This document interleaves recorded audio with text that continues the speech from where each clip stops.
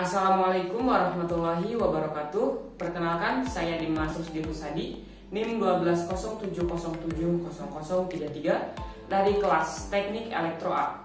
Di sini saya akan mempresentasikan mengenai aplikasi elektrokimia. Aplikasi elektrokimia. Prinsip-prinsip dasar elektrokimia didasarkan pada rasio tegangan antara dua zat dan memiliki kemampuan untuk bereaksi satu sama lain. Semakin lama logam elektroda dalam suatu larutan sel galvani yang terpisah, maka semakin kuat listrik arus akan terbentuk akibat perpindahan elektron dari satu sel ke sel lainnya. Elektrokimia merupakan salah satu cabang ilmu kimia yang mempelajari peristiwa yang berhubungan dengan kerja listrik dan aliran elektron dalam suatu reaksi kimia.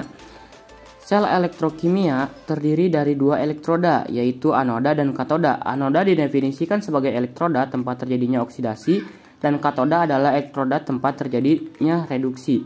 Komponen elektrokimia lainnya adalah elektrolit yang mengandung ion-ion yang dapat bergerak bebas.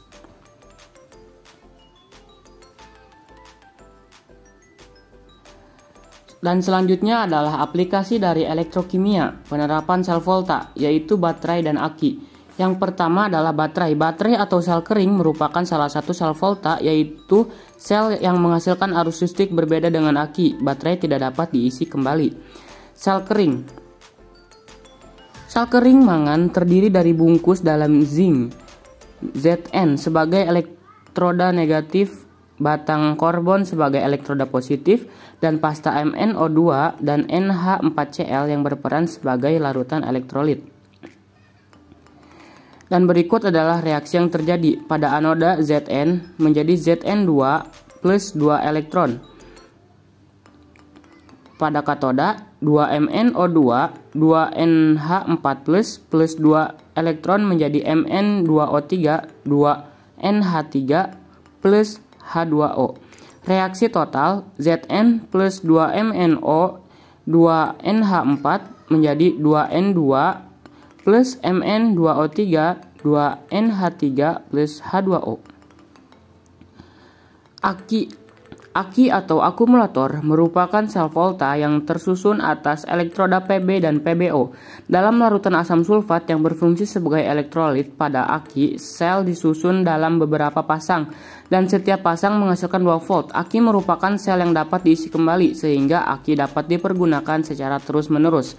Komponen pada aki: pada anoda atau kutub negatif lempeng logam timbal, pada katoda lempeng logam oksida timbal, pada elektrolit larutan asam sulfat H2SO4 encer. Maka dari itu asam sulfat atau H2SO4 cairan aki sering disebut larutan asam sulfat karena di dalamnya terkandung banyak sekali larutan H2SO4. Dan reaksi pengosongan aki dapat dilihat sebagai berikut.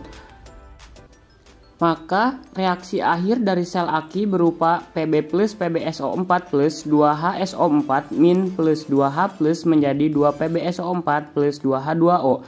Jadi pada reaksi pengosongan aki itu terjadi pengurangan HSO4 min karena ion HSO4 min ini bereaksi dengan anoda dan katodanya. Untuk